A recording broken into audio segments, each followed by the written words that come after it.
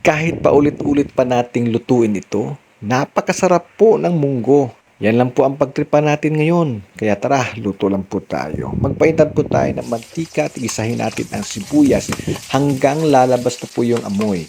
At kapag lalabas na po yung amoy, ilagay na po natin yung bawang. Gigisahin lang po natin hanggang mag-golden brown yung bawang. At isunod natin yung pinakuluan nating munggo. Maraming munggo, mas masarap. Kaya gigisahin lang po natin yan para mas lalong sasarap.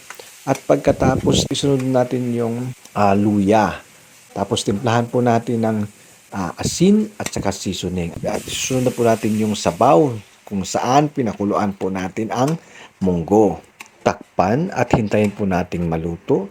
At kapag naluto na, ilagay na po natin yung patula. Ang patula po kasi ang nagbibigay amoy at saka yung alubate. At kapag naluto na ang mga ito, maglagay po tayo ng onion leek para pangdagdag aroma.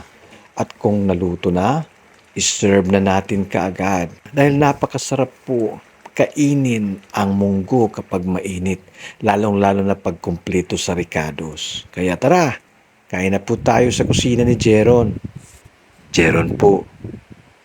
Ingat!